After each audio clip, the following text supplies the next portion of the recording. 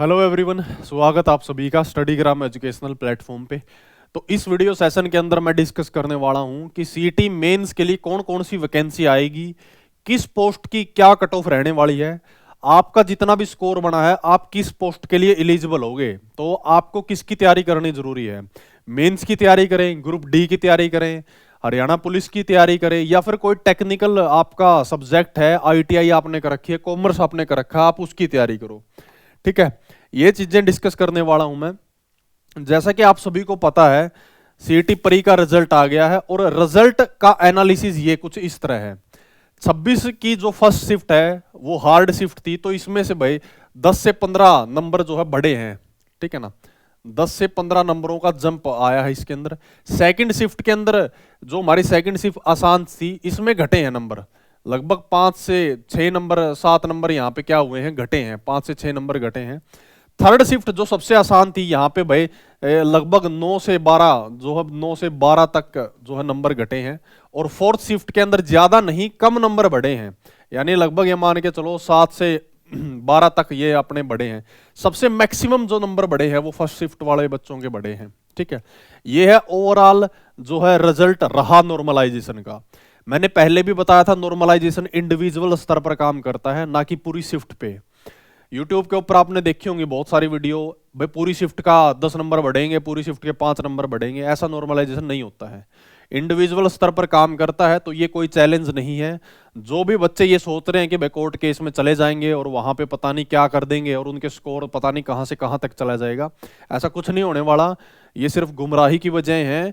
जितना स्कोर आपका प्री में रहा, उससे भी बुरा परफॉर्मेंस आप मेंस के एग्जाम में करोगे अगर इन चक्रों में पड़े रहे तो। अगर किसी को इस चीज से कोई डाउट है तो भाई ग्रीवेंस ग्रीवेंस कमेटी बना रखी है कमीशन ने, वहां पे अपनी ग्रीवेंस डाल सकता है। ठीक है ना, वहां पे अपनी ग्रीवेंस डाल सकता है कोई भी अभ्यर्थी। डायरेक्ट कोर्ट से पहले लिटिगेशन पॉलिसी है, और अब कोर्ट में जाने का कोई फायदा भी नहीं बचा है, क्योंकि जब तक आपकी ग्रीवेंस वहां पे रिजोल्व नहीं हो जाती तो कोर्ट अप्रोच आप नहीं कर सकते हैं। ठीक है ना, लिटिगेशन पॉलिसी के तहत कमीशन ने एक अच्छा डिसीजन लिया है। और एक चीज है, 4 वीक दिए गए हैं, 4 वीक यानी लगभग 28 दिन, 28 दिन दिए गए हैं। इन 28 दिनों से आपको एक चीज समझ में आ जानी चाहिए कि भाई 28 दिनों तक आप ग्रीवेंस लगा सकते हो, यानी कि 28 दिनों तक तो कुछ होने वाला नहीं है। यानी आप ये मान के चलो आपके पास 1 महीना तो है जिसमें आप अपनी तैयारी को बांध सकते हो, अपनी तैयारी को कंसोलिडेट कर सकते हो, क्योंकि 4 वीक का समय दिया गया ग्रीवेंस फाइल करने के लिए, यानी कि विद इन 4 वीक आपका रिजोल्व कर देगी। लेकिन आपने इसके भरोसे भी नहीं रहना है। 10 तारीख को रिक्विजिशन कंप्लीट हो जाएगी, उसके बाद दिसंबर में लगभग दूसरे या तीसरे जो है सप्ताह के अंदर आपको एडवर्टाइजमेंट भी देखने को मिल सकती है। ठीक है ना, सीईटी मेंस की एग्जाम डेट पहले ही बता देता हूं मैं। अब आपके लिए एक एक दिन कीमती हो जाता है। जो लोग ये सोचते हैं ना कि भाई जनवरी में होगा, फरवरी में होगा, वो सब भूल जाओ। एक एक दिन कीमती है। दिसंबर में कभी भी एडवर्टाइजमेंट जारी कर सकता है कमीशन, और आपके फॉर्म भरवाने स्टार्ट कर देगा। ठीक है ना, सबसे पहली भर्ती हरियाणा पुलिस से स्टार्ट होगी, पुराने ग्रुप निपटारा होगा पुराने ग्रुपों का, और उसके बाद नई भर्ती स्टार्ट होगी। ठीक है ना, ये चीज है। तो अपनी तैयारी भाई उसी दिशा में मोड़ना स्टार्ट कर दें।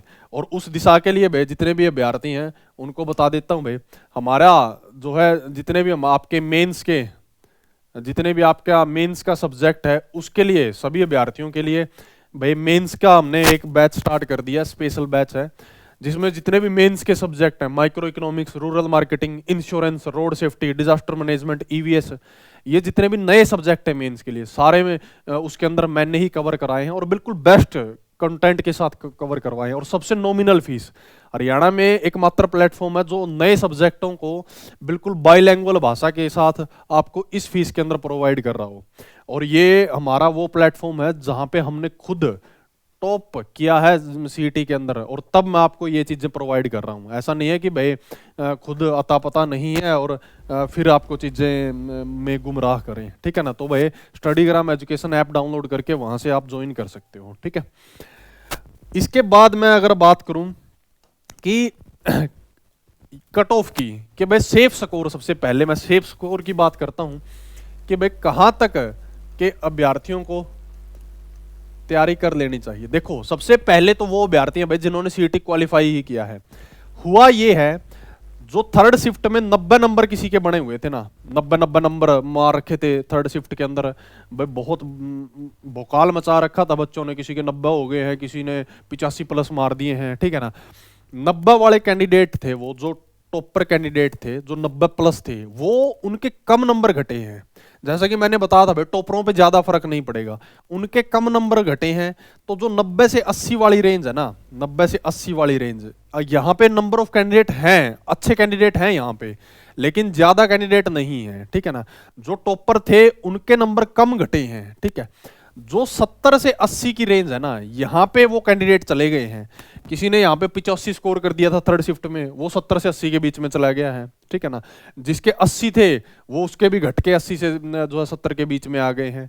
और जो इससे कम नंबर थे, जैसे कि मान लेते हैं भाई 70 नंबर थे फर्स्ट शिफ्ट में किसी के, वो बढ़कर 80 वाले में आ गया है, यानी 10 नंबर उसके जंप कर गए हैं जिसके। तो ये आप देखोगे या अपने यार दोस्तों से पूछोगे तो ऐसा ही हुआ उनके साथ, यानी मैक्सिमम कैंडिडेट इस रेंज में है, 70 से 80 की रेंज में है मैक्सिमम कैंडिडेट, ठीक है ना। उससे कम कैंडिडेट यहां पे हैं, यानी 80 से 90 के बीच में।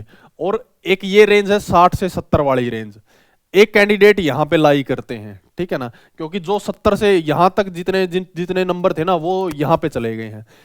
थर्ड शिफ्ट के अंदर मैक्सिमम बच्चा इस रेंज में था, ठीक है ना। हर कोई 80 प्लस ले रखे थे किसी ने, तो वो घटकर इस रेंज में आ गए हैं, ठीक है ना। थर्ड शिफ्ट वाला इस रेंज में आ गया है, फर्स्ट शिफ्ट वाले कम इस रेंज में गए हैं, हर कोई नहीं गया, कम गए हैं। तो आप ये देखोगे कि मैक्सिमम बच्चा इस रेंज के अंदर है, 70 से 80 वाली रेंज के अंदर, ठीक है ना। तो इससे क्या होगा, इससे ये होगा कि जो आपका जिस भी अभ्यर्थी का 70 से 80 वाली रेंज है, यानी 70 प्लस जिसके बने हुए हैं ना, 70 प्लस जिसके मार्क्स हैं, वो बिल्कुल बेफिक्र रहे, उसको हर शिफ्ट में हर पोस्ट के अंदर वो एलिजिबल होगा। वो ये भी डिस्कस करूंगा कौन कौन सी पोस्ट के लिए एलिजिबल होगा और कितनी कट ऑफ रहने वाली है, ठीक है। तो वो तो भाई सेफ है, मेंस की तैयारी के लिए जुटो, बिल्कुल मेंस की तैयारी स्टार्ट कर दे वो। ये मैं बात कर रहा हूं ग्रुप 56 की और ग्रुप 57 की, यानी यहां पे मैं कोई टेक्निकल पोस्ट की बात नहीं करना, बीए बीएससी जनरल जो बिल्कुल कॉमन आपके ग्रेजुएशन वाले से वाली पोस्टें होंगी उनकी बात कर रहा हूं। तो वो तो अपनी तैयारी पे जुट जाए भाई, और ये मैंने बताया अभी हमारी क्लासेस चली हुई हैं, इसमें एनरोल कर सकता है, ठीक है। 60 से 70 वाला जो कैंडिडेट है वो भी अपनी तैयारी स्टार्ट करे, ठीक है ना। वो भी अपनी किसके लिए, मेंस के लिए, मेंस के लिए तैयारी स्टार्ट करे। क्यों? क्योंकि जो 10 गुना वाला अभी जो पॉलिसी है ना, 10 गुना की वजह से उसका भी नाम आएगा, ठीक है ना। ये वाले बच्चे तो सेफ हैं ही ऑलरेडी, 60 से 70 वाले भी 10 गुना के अंदर आएंगे, ठीक है ना। किसी न किसी पोस्ट में आपका भी जरूर नाम आएगा। तो ये मत सोचे कि भाई मेरा नाम नहीं आएगा, भाई सर ने तो सिर्फ 70 प्लस वालों को बोल दिया, हमें क्या ही करना है। ये सेफ कैटेगरी बता रहा हूं मैं, क्योंकि कुछ पोस्टें ऐसी होंगी जो नंबर ऑफ पोस्ट बढ़ेंगी, जो कि मैं डिस्कस करूंगा उनकी वजह से। और जिसके भी बिलो 60 हैं, बिलो 60, उन कैंडिडेट्स का किस में आएगा, हरियाणा पुलिस में आएगा, ठीक है ना। उसके बाद टेक्निकल कोई पोस्ट है उसमें आएगा, ठीक है ना। टेक्निकल के ये जो पोस्ट है उनका शोर शॉट आएगा, कोई आईटीआई वाली पोस्ट है, आईटीआई वाली पोस्ट है उसमें आएगा, ठीक है ना। इन पोस्टों में शोर शॉट उनका नाम आने वाला है। और वो किसकी तैयारी करे, ग्रुप डी की तैयारी करे। आगे ग्रुप डी का एग्जाम होना है। ग्रुप डी का एग्जाम ऐसा नहीं है कि भाई आप ये सोचो कि भाई ठीक है किताबें रख दी और फिर सिलेक्शन हो जाएगा, भूल जाना, ठीक है ना। तो ये है भाई ओवरऑल, अगर ओवरव्यू आपको बताऊं, सेफ स्कोर के बारे में अगर बताऊं, ठीक है। और अगर अब बात करूं भाई जो आपकी कौन कौन सी पोस्टें आपको देखने को मिलेंगी, तो सबसे पहले तो भाई स्पोर्ट्स कोटा, पिछली बार जितना भी स्पोर्ट्स कोटा था सारा का सारा खाली गया है, तो ये पोस्टें रिपीट होंगी। कांस्टेबल की लगभग 5600 वैकेंसी तो ऑलरेडी है, लगभग ये मान के चलो कि 1500 वैकेंसी और इसमें ऐड होंगी, तो ये आपके लिए है। एमपीएसडब्ल्यू की वैकेंसी आएंगी, योगा इंस्ट्रक्टर की वैकेंसी आएंगी, दोबारा इनकी भर्ती नहीं हुई है। तो फार्मासिस्ट की काफ़ी ज़्यादा वैकेंसी आएंगी, एएलएम की आएगी, जेई जितने भी हैं मैकेनिकल हैं सारे सबकी वैकेंसी आएंगी। और इनकी जो कट ऑफ है ना, पिछली कट ऑफ ये मान के चलो लगभग 60 नंबर पे लगी थी, तो अब की बार वाली कट ऑफ ये मान के चलो 55 के अराउंड आपकी कट ऑफ रहने वाली है। तो जितने भी अभ्यर्थी हैं भाई, टेक्निकल पोस्ट 55 से भी नीचे जा सकती है क्योंकि 10 गुना वाला है। तो यानी जितने भी क्वालिफाई है टेक्निकल पोस्टों के लिए हर कैंडिडेट का आएगा, तो अपनी तैयारी पे जुटे। वीएलडीए, आईटीआई, ये सारे के सारे क्वालिफाई, जो क्वालिफाई पोस्टें हैं जितना आपने क्वालिफाई कर दिया तो आपका आ जाएगा। कांस्टेबल में तो सारे क्वालिफाई ही आएंगे, जितने भी बच्चे हैं ना सारे के सारे क्वालिफाई वाले सारे के सारे आ जाएंगे यहाँ से। सब इंस्पेक्टर जो हमारी एसआई की वैकेंसी है, और इसके बाद इन्वेस्टिगेटर की आएंगी भैया, अकाउंटेंट की, सॉइल इंस्पेक्टर की, सुपरवाइजर की, ऑडिटर की वैकेंसियाँ, कैनाल पटवारी, कंपनी कमांडर और डेप्यूटी रेंजर की वैकेंसी आएंगी। फॉरेस्ट रेंजर की भी आ सकती है, पिछली बार फॉरेस्ट रेंजर की कम आई थी, डेप्यूटी की ज़्यादा आई थी, लेकिन उनमें से ऑलमोस्ट सारी वैकेंसियाँ खाली जाएंगी और वो फिर दोबारा रिक्वेजिशन कमीशन को भेजी जाएगी, दोबारा फिर फिल होंगी, ठीक है ना। ये सारी वैकेंसियां हैं, इनमें कनाल पटवारी वगैरह लगभग 1000+ वैकेंसियां इसमें देखने को मिलेंगी, तो इसकी कट ऑफ भी डाउन रहेगी भाई, इसमें भी आपका नाम आएगा। उसके बाद सबसे मोस्ट फेवरेट जो है सेक्शन है वैकेंसीज का, वो ये है lab assistant, librarian, LDC, clerical की वैकेंसी आएंगी। क्लर्क भी लिख देता हूँ, वरना बहुत सारे अभ्यर्थी ये कहेंगे कि भाई क्लर्क तो लिखा ही नहीं, क्या क्लर्क नहीं आएंगे? बिल्कुल आएंगे भाई, क्लर्क की वैकेंसियाँ इस पैच में नहीं हो सकता, अगले पैच में आए, ठीक है ना। और उसके बाद भाई बहुत सारे अभ्यर्थियों को इंतजार है इस पोस्ट का, तो इंस्पेक्टर भी आए, फूड सप्लाई भी आएगी, टैक्सेशन भी, एक्साइज भी, और जो हमारा सीनियर साइंटिफिक ऑफिसर है, सब इंस्पेक्टर फूड में, कोऑपरेटिव में, और एसआई हरियाणा पुलिस में, इनकी वैकेंसियां भी आएंगी, ठीक है ना। फिर बात आ जाती है इनकी क्या कट ऑफ रहने वाली है। देखो कट ऑफ निर्भर करेगा इनकी नंबर ऑफ पोस्ट पे, ठीक है ना। अगर इसका डाटा मैं बताऊं तो लगभग 4 वैकेंट हैं और 9 डिस्ट्रिक्ट फूड ऑफिसर में पोस्टिंग होनी है, तो लगभग 9 और 4 15 पोस्टें अगर आती हैं तो 15 गुणा में 10, तो 150 बच्चे, ठीक है ना।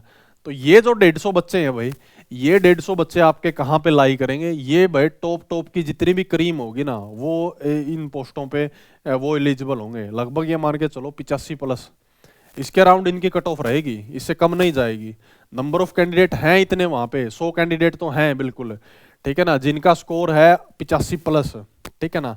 और 80+ भी नंबर ऑफ कैंडिडेट है गुड अमाउंट में। लगभग ये मान के चलो 200 कैंडिडेट, 200 से 300 कैंडिडेट तो मिनिमम मिलेंगे ही मिलेंगे जो 80+ होंगे, इनसे ज़्यादा भी हो सकते हैं। लगभग 500 कैंडिडेट मिल सकते हैं भाई, 80+ के 500 कैंडिडेट आराम से, ठीक है। क्योंकि जो जो भाई जो शिफ्ट थर्ड के बच्चे जिन्होंने 90 मार्क है ना, उनके 10 नंबर ही कम हुए हैं, ज़्यादा कम नहीं हुए हैं, 20 कम नहीं हुए हैं, ठीक है ना। 10 कम हो के भी अगर 90 वाला 80 पे आ जाता तो वो भी इसमें काउंट होगा। तो ये मान के चलो, ये अगर नंबर ऑफ पोस्टें आती हैं ना तो इनकी कट ऑफ इतनी रहेगी। लेकिन अगर इनसे ज़्यादा आ जाती है वैकेंसी तो इसकी कट ऑफ रहेगी। तो क्या इनके लिए तैयारी ना करे? बिल्कुल तैयारी करे भाई, क्योंकि पॉलिसी में एक वर्ड ऐड किया हुआ है टोटल। टोटल का मतलब अगर इन सबको जोड़ के टोटल बता दिया जाता है ना, इन सबको जोड़ के मान लेते हैं, सबको जोड़ के अगर 100-250 वैकेंसी भी मान लेते हैं, 250 गुणा में 10, तो ये क्या हो गया? 2500 बच्चे हो गए। तो 2500 बच्चे तो ये मान के चलो लगभग आपकी 75 के अराउंड आपकी कट ऑफ जाएगी इसकी, मतलब आप एलिजिबल हो। यानी हर वो बच्चा जिसके 70+ बने हुए ना, 70+ बने हुए, वो लेवल 6 की तैयारी करे, लेवल 6 की पोस्ट की तैयारी करे, ठीक है ना। तो लेवल 6 बहुत सारी हो सकती है। और जो भी बच्चा भेज जो जिसके 60 से भी कम बड़े हैं, वो सारे टेक्निकल पोस्टें हैं, आपकी जेई की पोस्टें होंगी, मैकेनिकल पोस्टें होंगी, जो भी जितनी भी टेक्निकल पोस्टें हैं, टेक्निकल का मतलब है जिनकी एक सिंगल क्वालिफिकेशन है, उसकी तैयारी करे वो, ठीक है ना। उसमें उसका शॉर्ट नाम आएगा। और ये सारी वैकेंसियां भाई ऐसा नहीं है सारी की सारी फिल हो गई है।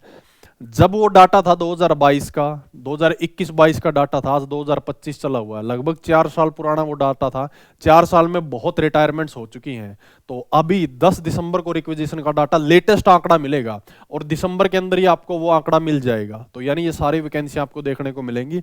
ऐसा ना हो कि आप ये सोचें कि भाई वैकेंसियां नहीं आएंगी और तैयारी को कम कर दें, क्योंकि सीईटी मेंस आपका एक शिफ्ट में होगा, और एक शिफ्ट में होगा इसका मतलब ये है कि कोई लक नहीं चलेगा आपका। आज हो सकता है आपके 50 नंबर बढ़े हों, 20 नंबर जुड़ के 70 नंबर बढ़ गए हों, लेकिन मेंस में ऐसा नहीं होगा। जितने नंबर आ गए वही आपका फाइनल स्कोर है।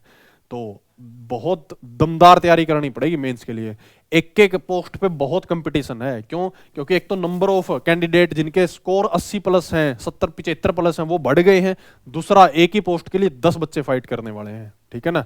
और अगर रिपीट हो गए तो और भी ज्यादा फाइट करेंगे, ठीक है। तो भाई जितने भी अभ्यर्थी हैं अपनी तैयारियां को जारी रखें और स्टडीग्राम एजुकेशन प्लेटफॉर्म के साथ जुड़ सकते हैं, जिसमें भाई मेंस का सब्जेक्ट है और जिसको पूरे सब्जेक्ट करना है हरियाणा जी के, हिंदी, इंग्लिश, जो है मैथ, रीजनिंग, तो वो हमारा गौरव बैच में एनरोल कर सकता है। ठीक है। इसके अलावा अगर आपको कोई डाउट रहता है तो कमेंट सेक्शन में कमेंट करना, हमारी टीम उसको डेफिनेटली रिप्लाई करेगी। ठीक है। तो जुड़े रहिए स्टडीग्राम एजुकेशन प्लेटफॉर्म के साथ और स्टडीग्राम एजुकेशन ऐप को ज़रूर डाउनलोड करें। ठीक है। मिलते हैं सभी से नेक्स्ट एक वीडियो सेशन के अंदर।